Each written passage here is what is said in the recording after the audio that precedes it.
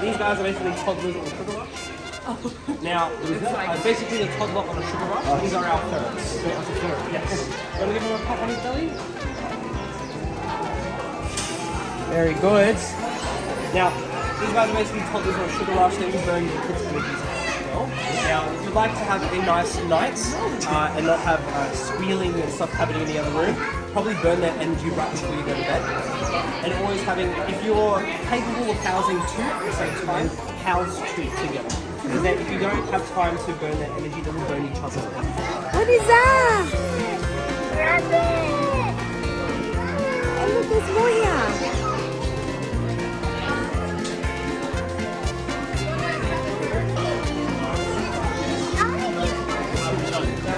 It's so cute, it's so brown. I love the color. It's so cute, isn't it? Brown one.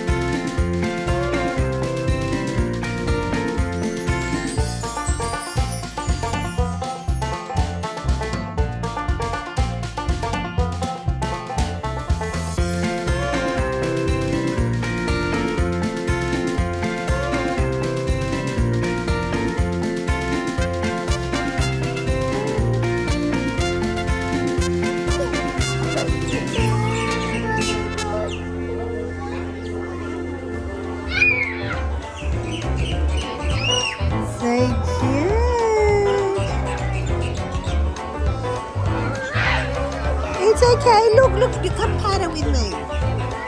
It's okay. See, it's soft.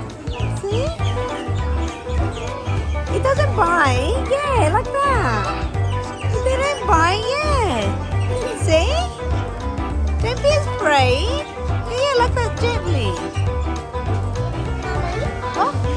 Hey, cheeky bugger. Hello.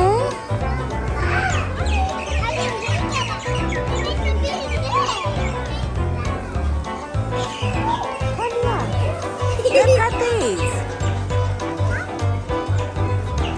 Yeah, better. Pat these ones.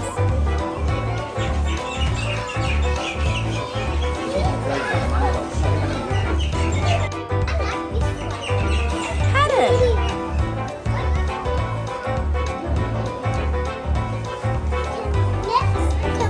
Yeah, look at the one that is feeding.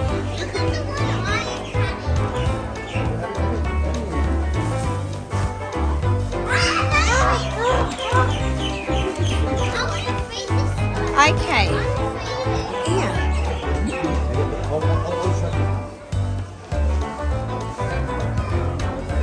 I'm not scared, I guess.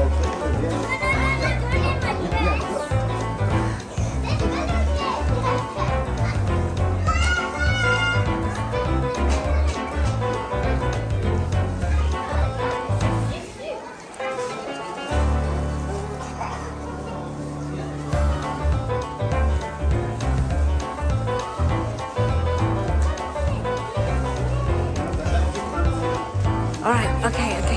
It's open.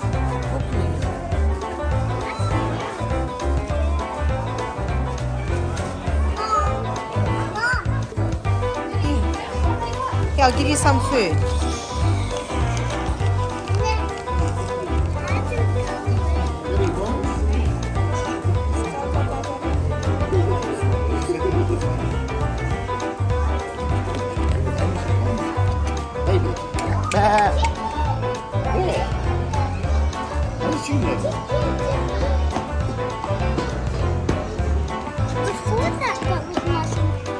Las colors of another, right? Here we left from Oh my, no, Gabriel lagi na fully.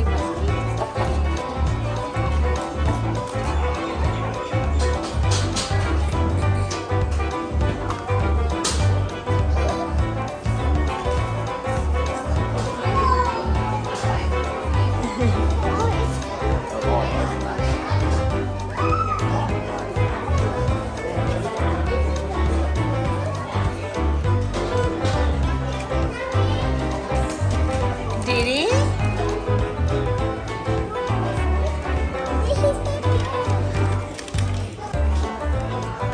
Atay kamu? Balikin lagi.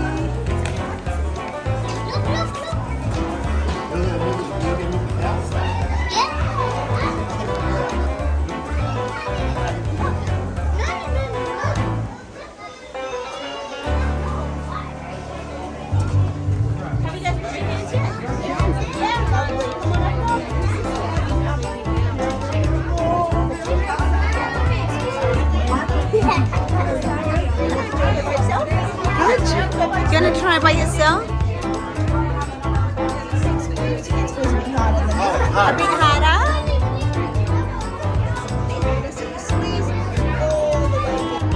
Ah, good job.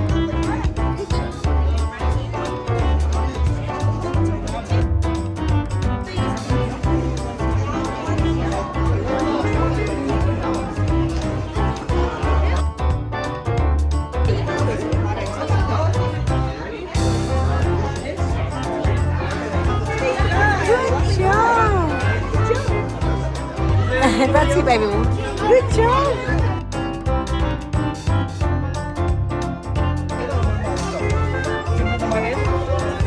Squeeze. Pull down. Very nice. Now by yourself. Good job. Come You're on. alright. You're okay. Okay, You're okay. okay. She's just getting hungry. Squeeze harder. Now one more time. Ready? Squeeze, squeeze, squeeze. Squeeze. There you go. Good job. Ready? What chain do you want to use? This one? Ready? Squeeze, squeeze, squeeze. Yay. One more time. Good job. Good job.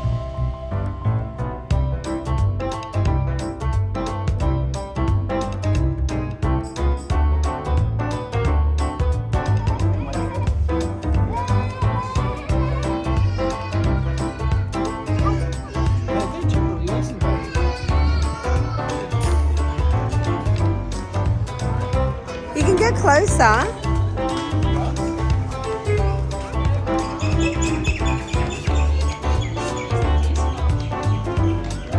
I know.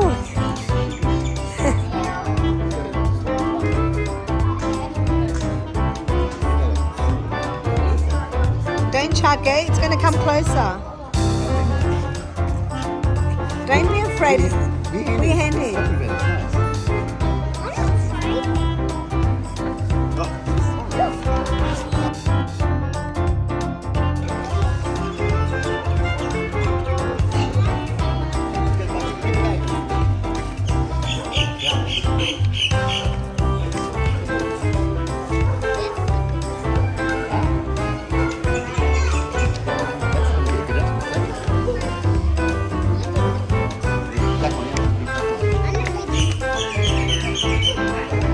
Oh, look at its big poo.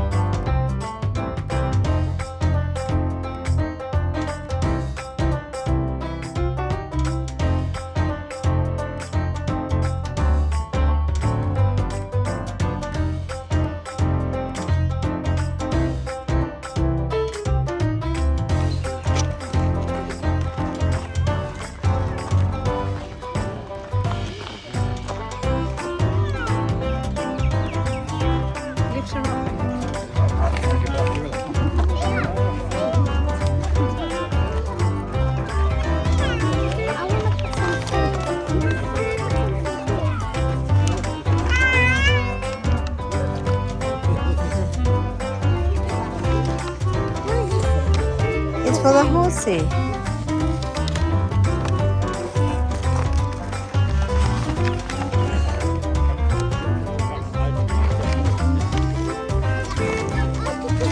Okay. Go, darling.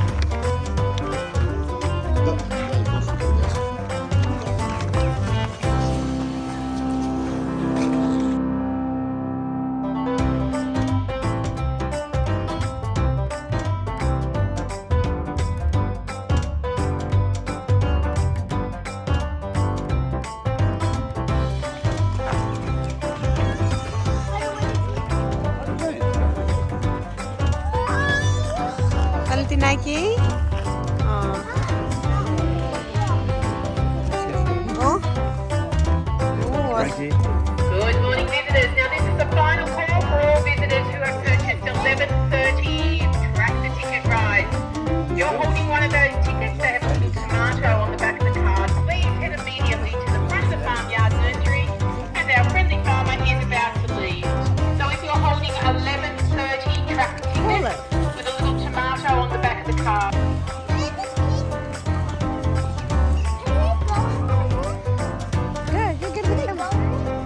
We've got the tractor. Come.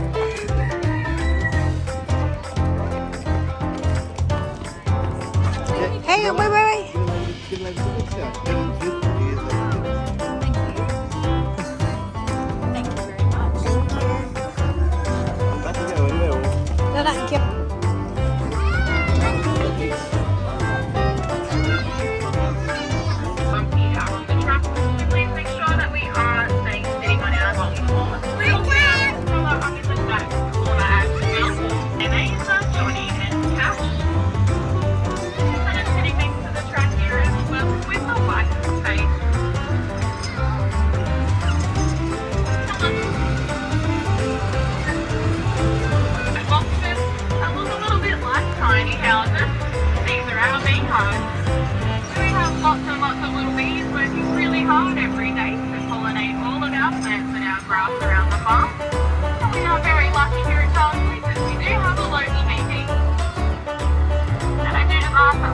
Off the tractor, we just keep a bit of distance between ourselves and the cows by the fence as well. Oh, how cute is that? How cute. It's a girl. Is that? It looks like a girl, doesn't it? How does it feel in the paddock?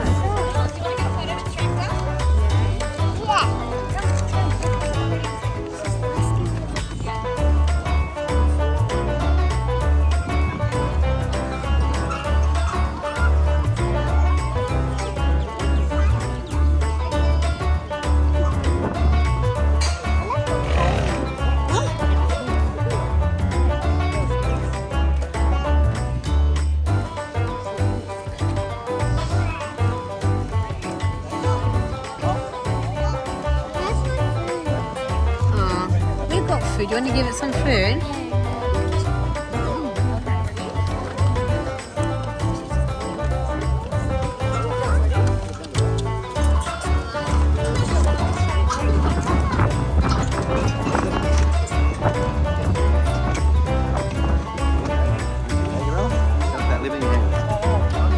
Yeah, don't let go. Don't let go. 5 more minutes and we'll get you something, okay? 5 more minutes.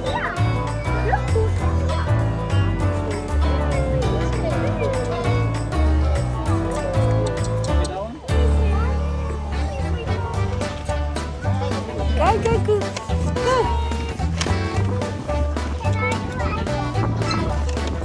Yeah, don't let go. It's not going to bite.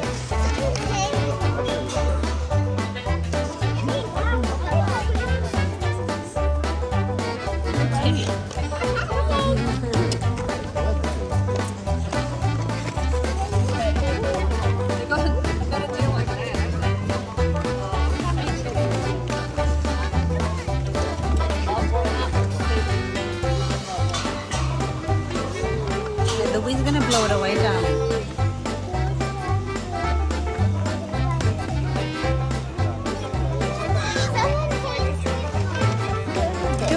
lado ali.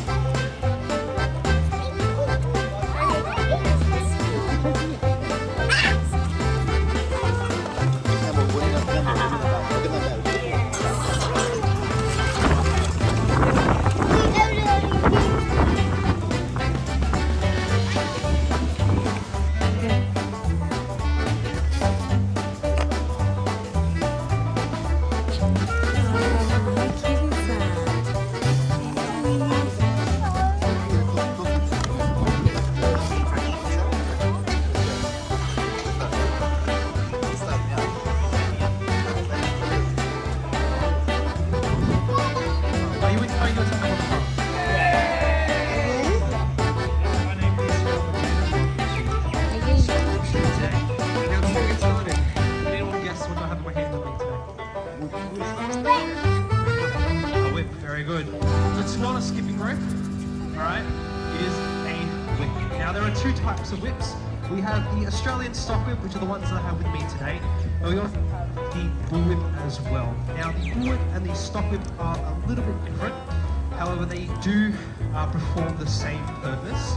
And that is one to either move an animal or do cool tricks. Okay. Now, with the stock whip comes in two parts. Don't mind me, I'm just trying to fix the whip, so the form. Now this is a consumable when we are whip cracking. This part here tends to get shorter and shorter and shorter when you're whipping. Especially if you're using a traditional leather whip.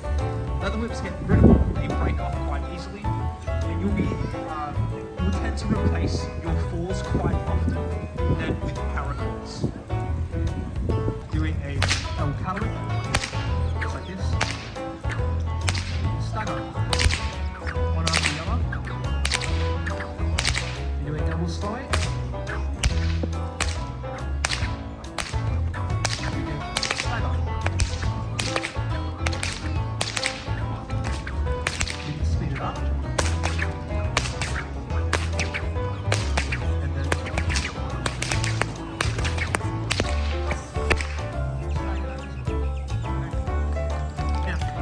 last two tricks for today. One whip, just like so. Then we add in the second.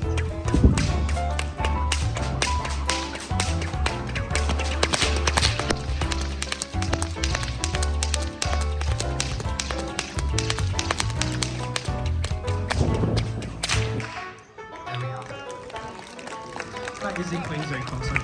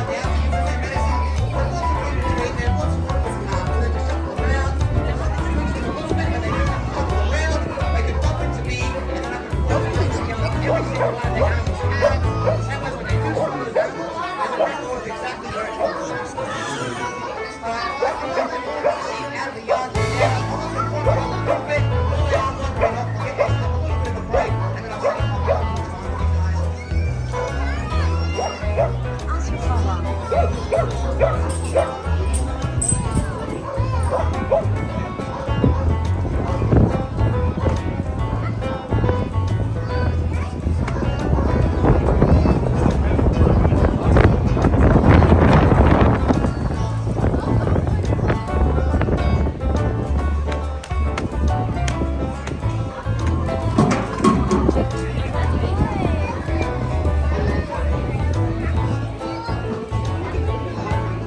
Here we go. So all these dogs doing this work is their most favourite thing to do on us little white dogs.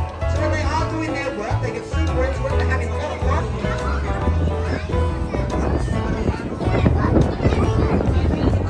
So when it comes time to change, the change is very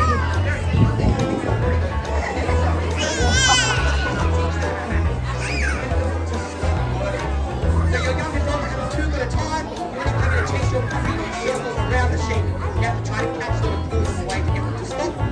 So Ace's stop should be a sit, otherwise it's a little bit too cheeky to sit down, but I'll see if I can get them to sit for a second now. So what Ace is showing you in 8 times is what we call balancing. I stand on the opposite side, I walk around this way, I walk around the same way, bring them back. Now once these sheep are back,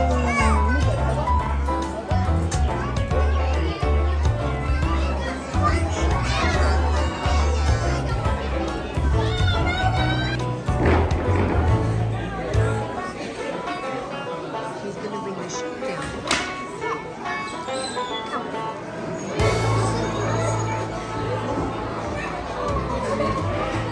Alrighty guys, this here is Barbara.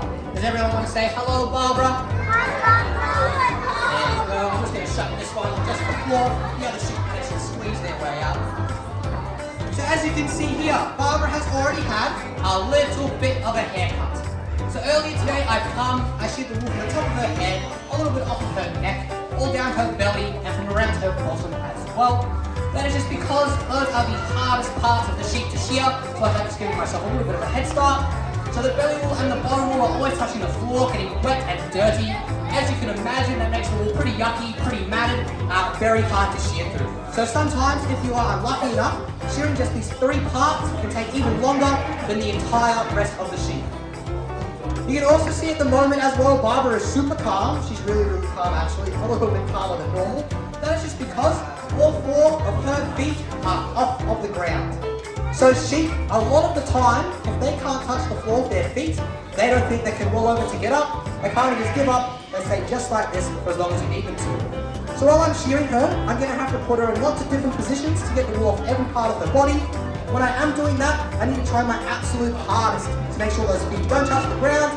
Otherwise, she's going to think she can stand up. She's going to try to do that. She's going to start kicking her legs and moving all over the place, make it much, much harder for me as well. I will just mention that rule does not apply to every sheep. Sometimes they are very confident and they decide they do not want a haircut. If she does decide to be a little bit of trouble, I'm just going to take a pause, let her do her thing, let her calm down, and slowly get through it. But that is about it from me for now. So I'm just going to jump into position, pop some music on, and start the rest of it.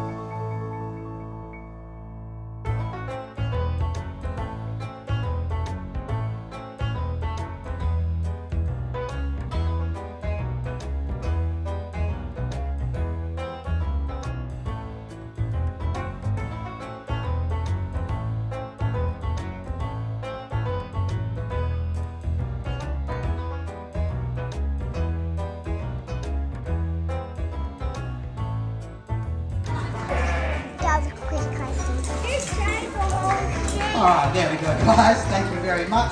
So after this, Barbara will not need another haircut for 1 whole year. Normally, that is how long you will wait to shear your sheep. It depends as to where you come from, as to how you do it, but normally in New South Wales, a farmer will hire a team of shearers to come, shear all of these sheep in one massive big go, usually late spring, early summertime, just so they don't have that wool on them for the summertime here. I will stand Barbara up for you to have a look. There was one little nick that I gave her along the way.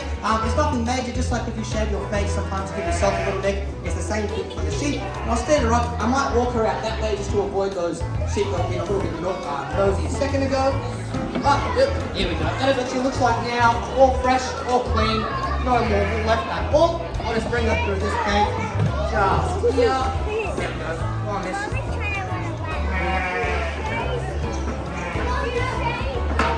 There we go. So this wool was on the shorter side, but usually if it's nice long wool, you can get it off in one nice big blanket. You can see it is a little bit trying to stick together, but it is nice and cool at the moment. So after seeing what it looks like to shear a sheep, we can probably all agree it is one of the harder jobs out there. Not just because it is a lot of hard work all day, every day, but because you don't get a lot of money for it at all either. So earlier in the show, I said shearers get paid per sheep, not per hour. So would anybody like to put your hand up and have a guess at how much money you think one person makes shearing one sheep? Yep, how many dollars? $13. That's a very, very good guess. It's actually less than $13. Yeah. $10. $10 is a very good guess for going the right way. It's still even less than $10. $1. $1 is a good guess. It is a little bit more than one. That is the closest guess so far though. Yep. Not this one. Yep. Less than 10. Do you want another guess? We'll see if he has another guess. Less than 10? Quick. 10? 10's a good guess. It is less than 10, right? Yep. $2. That's a very good guess. That's the closest so far. It's only a teeny tiny bit more than $2. $5. It's a good guess. It is less than 5. I'm gonna pick the quietest people, guys. Yes. $3. Yeah, it's pretty much $3. So for shearing one adult sheep, a shearer only makes $3.20. That's not a lot of money. That's actually gone up somewhat recently as well. So this time a few years ago, it was $2.70 per sheep. So it's gone up just a little bit, but every little bit counts. But the more sheep you can shear, the more money you can make. So the average amount of sheep that one person will usually shear in a day by themselves is between 100 and 300 sheep. That's considered to be a pretty decent day's work. You can imagine shearing all of those sheep all day, every day. They get very, very good, but they also get very, very fast as well. So shooting Barbara's day, it took me pretty much exactly one song, so probably around 4 minutes, 5 minutes, somewhere around that mark. But the world's fastest shearer, the guy who holds the record, sheared his entire sheep, even the belly wool and the bottom wool and the bits I cheated on today, it only took him just over 37 seconds. So it's absolutely crazy how fast some people can get. And then the most amount of sheep shorn in one day by one person as well was over 730. So both these people, they did pick their sheep in advance. They picked the easiest sheep you could ever hope to get in your life.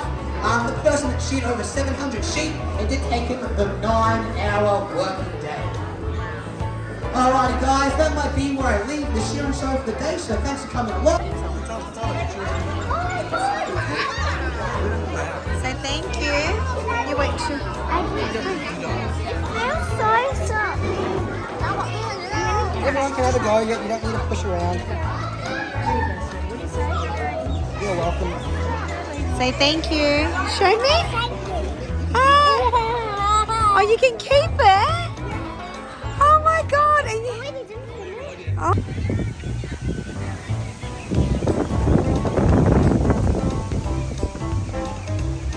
Yeah, look. How cute is he? He's going downstairs. He's going down.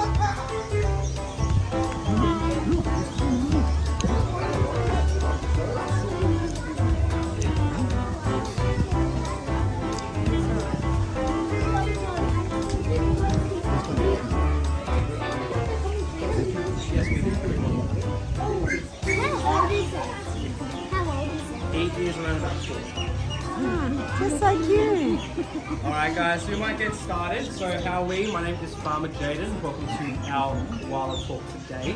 Now, our little buddy at the top here, his name is Jasper. Now, Jasper is a northern koala, so he's usually found up near Queensland in the northern parts of Sydney. Now, with this guy here, you can probably see he's a little bit smaller, he's lighter in colour, and his fur is quite short. Okay. Now, all those attributes help him reflect a lot of that heat that is found up in Queensland. Okay. The last thing you want is to have a very thick coat on you when you're up in like 30-degree heat. Okay, that's one way to get heat stroke. Okay. Now, him right here, he's around about 4 years old. He's so his name is Jasper. He's 4 years old. We do have his older half brother Jonah. He's on the opposite side. He's currently hiding in his food at the moment. But we have Jonah on the opposite side. He is around about 6, turning 7 this year. Okay. Now, like I said, that is his half brother. They both have the same dad but different mum. Okay, now they are actually on loan to us from Sydney Wildlife in the city. They are currently doing like a breeding program at the moment to try and help repopulate the koala population. Just because of the recent bushfires we've had about 3 years ago, that took out about 30% of their homes. Okay, now their numbers are dwindling. They are on the endangered species list. So they are dwindling between around about 45,000 to about 60,000 koalas left in the wild.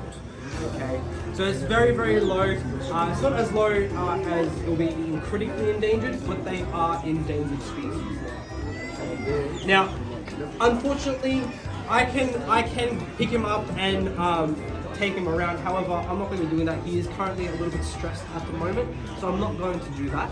However, for you guys, unfortunately, you guys are actually not allowed to pick up or hold or handle a koala anymore.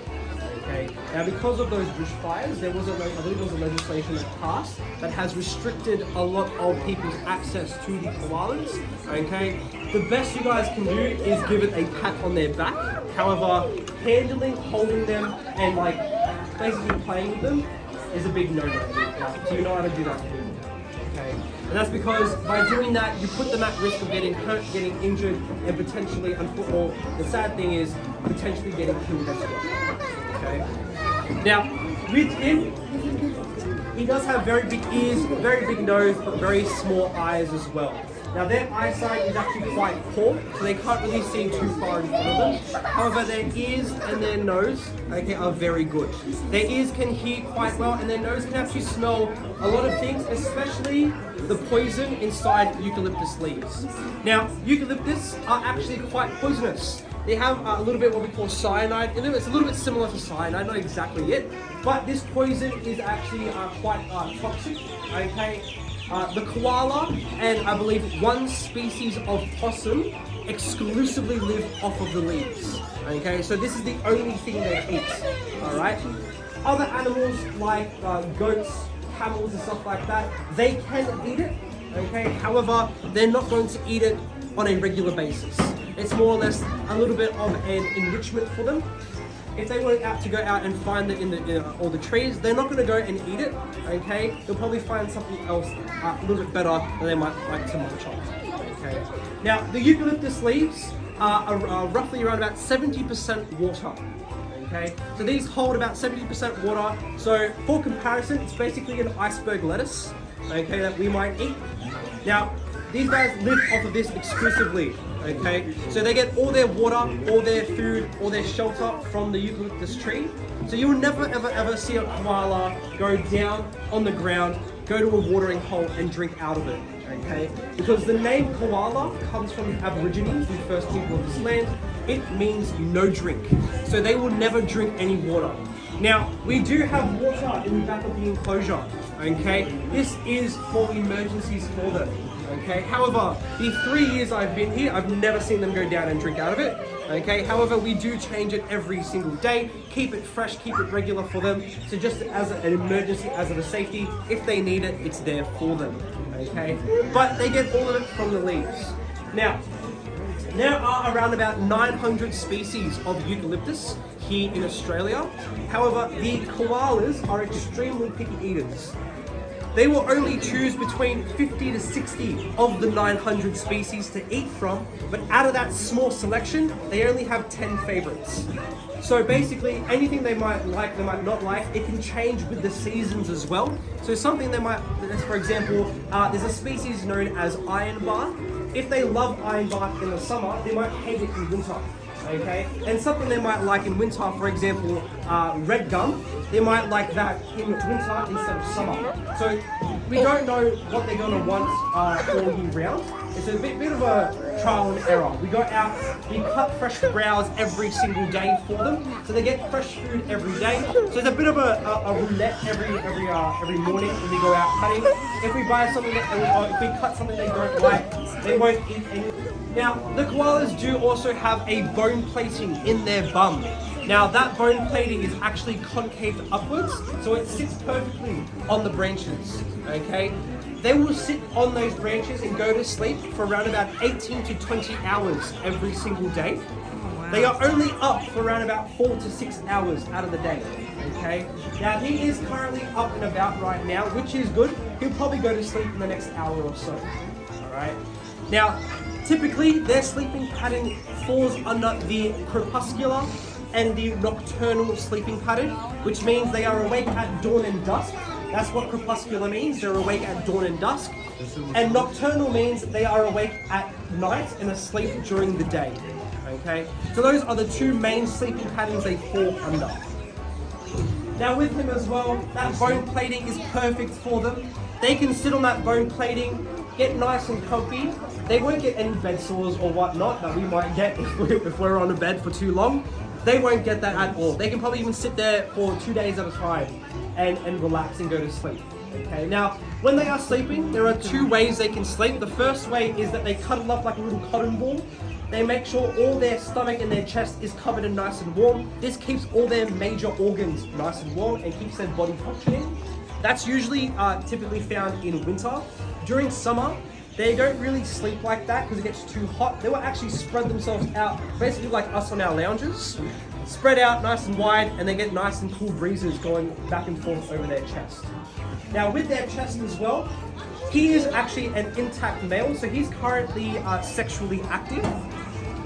Same as his older brother. Now, they get a discoloration in the center of their chest.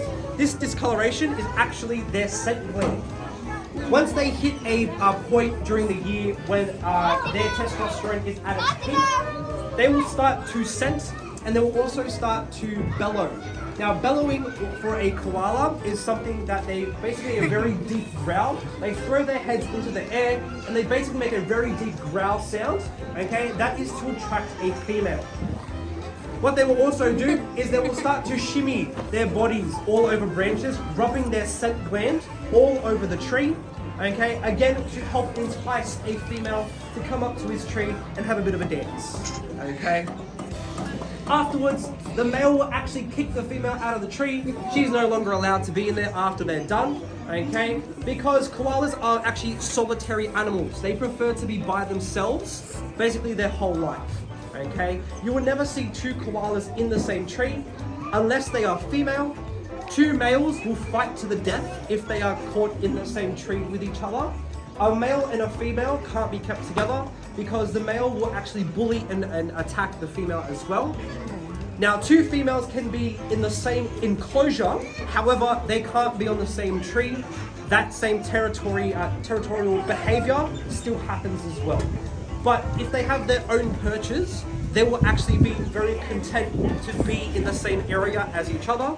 However, a male won't let that happen. He will just take advantage of the whole area for himself because that's what he wants to do, okay? Now, some of the major issues with these guys, okay, some of their predators are, one, us. We are one of their major predators, okay? Because of our growing population, we are cutting down their trees and stuff like that, okay? Before I continue, is there anybody here with 215 tractor ride tickets? Is there anybody with 215 tractor ride tickets? No? No one's at 2:15 track ride tickets? Alright, perfect. We can keep going.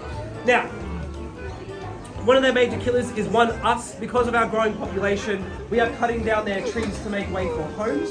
Okay, because of that, where there are more dingoes and wild dogs out there. Okay, or we are pushing them to the coast, in our suburban areas, where they basically get hit by cars more often than not. Okay, these guys are not the fastest animal in the world. They can get up to around about 10 kilometers an hour when running. However, that's not very fast, especially if you're wombats. Please slow down. One, your car's probably going to get ridden off as well. And two, you don't want to kill a koala, kangaroo, or wombat. All right.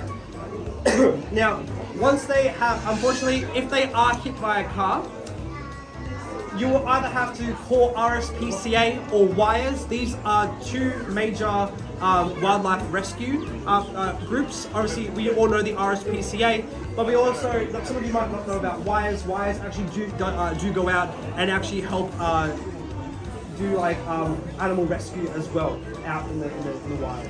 Now, what usually happens is they do something called a pouch check, where if the animal that's been hit is a female, they will check to see if it has a pouch. If it has a pouch, it checks inside if there's a baby. Now, if that baby, unfortunately, is too young, the sad truth is we can't take care of it anymore. So it will actually die. Okay? If it's at a stage where it can actually take care of itself, which is around about 6 months, we can actually take that joey, hand raise it, and either release it back into the wild or give it to a sanctuary or a place like here even, and they can live the rest of their life in peace. Okay? But usually the joeys that are born are about the size of my pinky, and their gestation period for these guys are around about 20 to 30 days. Okay, so it's quite short. And the last killer for these guys is a variant of chlamydia. It is non-contagious to us, so we are safe. However, it is highly contagious for these koalas. If an infected koala touched Jasper's branch, all Jasper has to do to get it is walk across it. He doesn't have to involve himself in making any babies with that koala. However, if that koala was to just walk over it, the koala would get it. Okay, so it's highly contagious. Now, it's not ethical for us to make a vaccine and go out and start jabbing all the koalas. We're not going to find all of them, and we're not going to make, and that variant could mutate and make it worse. So unfortunately, that variant of chlamydia is something they have to deal with on their own. But if there's any questions at all, please feel free to ask. If you want to know how long they live for, they live between 10 to 12 years in the wild and 12 to 15 years in captivity. We had a very good genetic koala before. Her name was Caramello. She lived to about 22. Oh, wow. Yeah, it's very good. She lived a very, very full life, which is fantastic to see.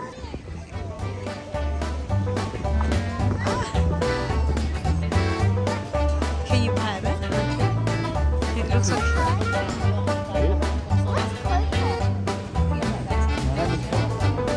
Oh, how cute. It's really cute. Coco. Ah, see?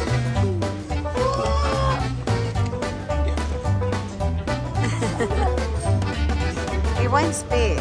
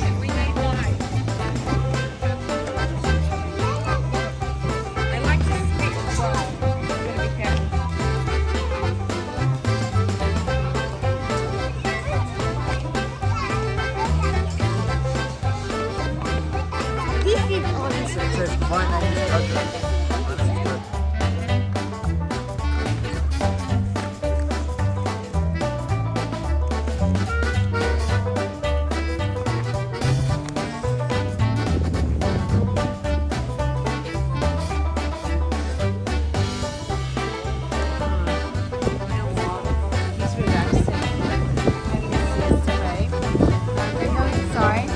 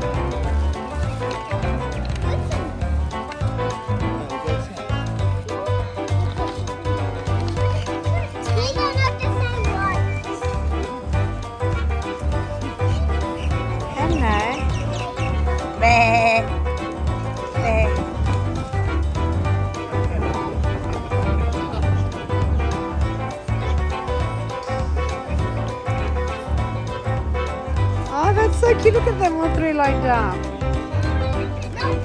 Stop! No, don't be the big ones. The big ones just come. They come.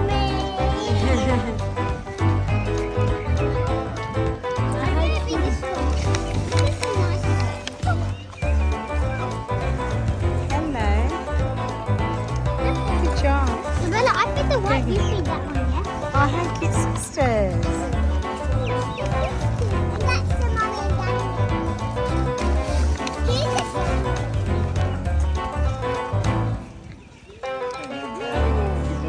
Green and green. Sharp and stick, you've never seen.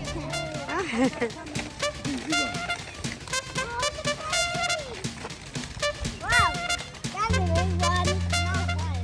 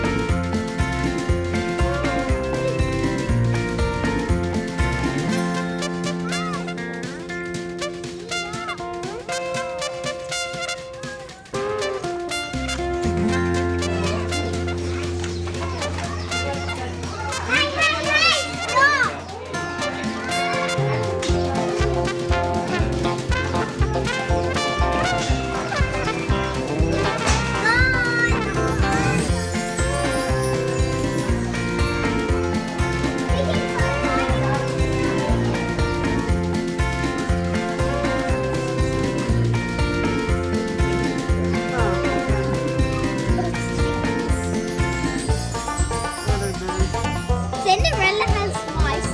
Yes, she does, right? Hello, cutie. You are such a cutie. I will want you. Cutie. What would you name it? Bobby. If it's a boy. Bobby. That's a cute name. Look at this tail. Its tail. How cute. And I want to be fluffy. Oh,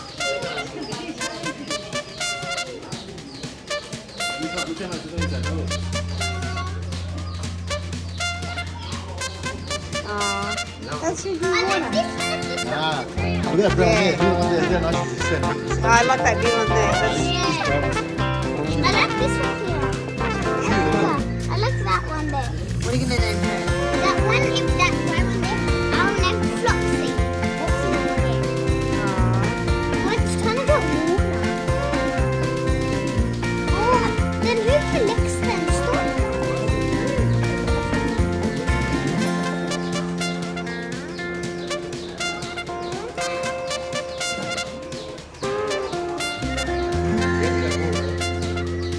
Go, go, go, go, go.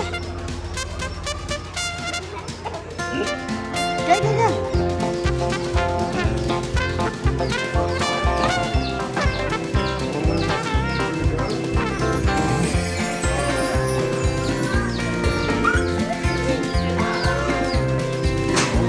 혼자 알아? 혼자.